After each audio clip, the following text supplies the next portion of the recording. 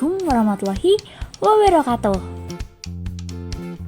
Welcome back. Nah, bagaimana nih kabarnya hari ini?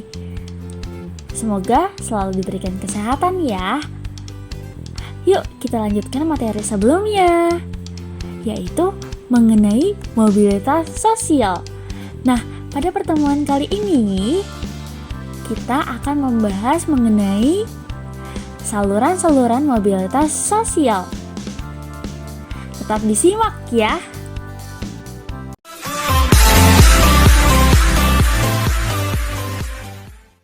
Saluran-saluran mobilitas sosial. Saluran mobilitas sosial adalah seseorang atau sekelompok orang yang berhasil melakukan atau mewujudkan proses mobilitas sosial di lingkungannya. Nah, untuk lebih jelasnya, kita simak yuk saluran mobilitas sosial berikut ini. Yang pertama, yaitu angkatan bersenjata. Yang kedua, lembaga keagamaan. Yang ketiga, lembaga pendidikan.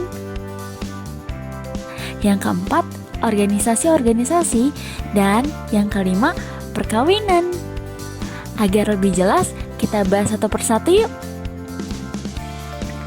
Angkatan bersenjata. Dalam sistem militer, angkatan bersenjata atau kepolisian memiliki aturan sendiri. Bagi prajurit yang memiliki kemampuan lebih akan memperoleh kenaikan pangkat. Begitu juga sebaliknya ya, bagi prajurit yang melanggar maka akan diturunkan pangkatnya. Artinya, dalam angkatan bersenjata juga akan terjadi mobilitas sosial, baik vertikal naik maupun vertikal turun. Misalnya, seorang prajurit yang bermanfaat pada negara karena menyelamatkan negara dari pemberontakan, ia akan mendapatkan penghargaan dari penduduk. Ia mungkin bisa diberikan pangkat atau kedudukan yang lebih tinggi, walaupun bersumber dari kelompok penduduk yang rendah ya. Berarti mobilitas vertikalnya naik. Yang kedua, lembaga-lembaga keagamaan. Pada umumnya, agama mengajarkan bahwa setiap manusia memiliki derajat yang sama di mata Tuhan. Ajaran ini pada hakikatnya untuk permasalahan keyakinan dan ketaatan. Namun, dalam kehidupan bermasyarakat, tujuannya adalah untuk mengajak orang-orang yang berada pada lapisan bawah untuk termotivasi untuk menaikkan derajatnya dalam stratifikasi di masyarakat. Contohnya, bagi umat muslim diajarkan untuk berusaha karena Allah Subhanahu wa Ta'ala tidak akan mengubah nasib seseorang apabila orang tersebut tidak berusaha untuk mengubah nasibnya sendiri. Jelaslah sudah bahwa agama juga mengajarkan untuk melakukan mobilitas sosial di masyarakat. Yang ketiga, lembaga pendidikan. Pendidikan memberikan kesempatan pada setiap orang untuk mendapatkan jabatan yang lebih tinggi. Lembaga pendidikan pada umumnya merupakan saluran mobilitas vertikal ke atas atau naik, bahkan dianggap sebagai social elevator atau perangkat yang menunjukkan dari jabatan yang rendah ke jabatan yang lebih tinggi. Lembaga pendidikan yang paling sering digunakan untuk melakukan mobilitas vertikal naik loh. Motivasi seseorang untuk bersekolah selain menjadi pandai juga untuk merubah nasib. Di Indonesia ya, khususnya selalu mempertanyakan ijazah untuk mendapatkan suatu pekerjaan. Dengan ijazah dan kemampuan dalam ilmu pengetahuan, biasanya seseorang diangkat menjadi pejabat-pejabat penting dalam masyarakat. Hal ini karena masyarakat sangat menghargai seseorang yang mempunyai pendidikan tinggi karena dianggap memiliki kemampuan bekerja dan pola pikir yang lebih baik.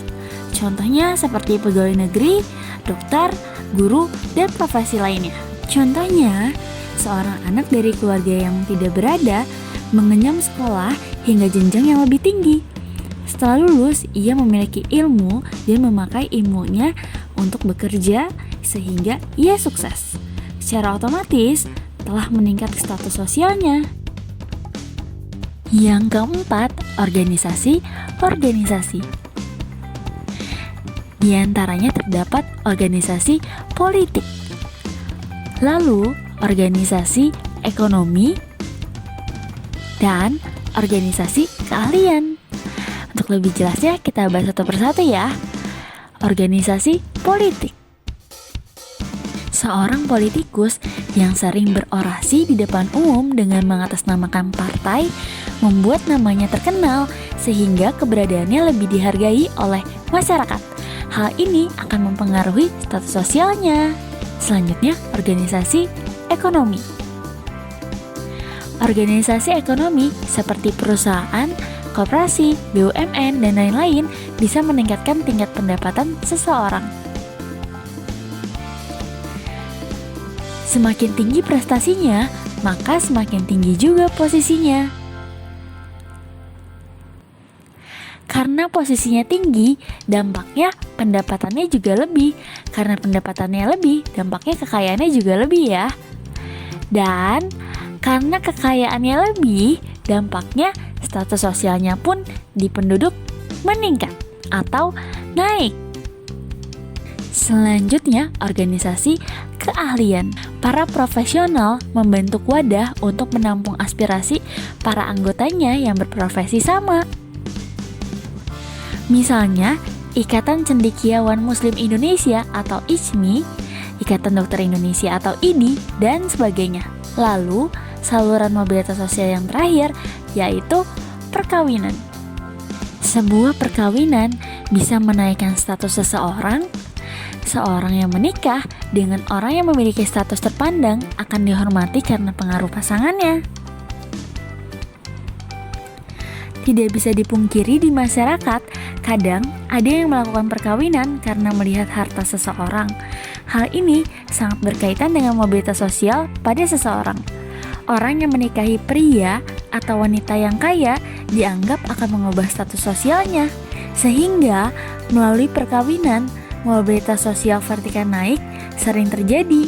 Meski terkadang juga terjadi mobilitas sosial yang turun ya. Karena seseorang yang menikah dengan orang yang berasal dari lapisan sosial di bawahnya akan mengalami mobilitas sosial vertikal turun. Contohnya, seseorang yang memiliki kasta Brahmana menikah dengan kasta Sudra, maka ia akan kehilangan kasta asalnya. Sekian materi untuk pertemuan hari ini. Mohon maaf bila ada kesalahan. Sekian, terima kasih. Assalamualaikum warahmatullahi wabarakatuh. Salam sosial.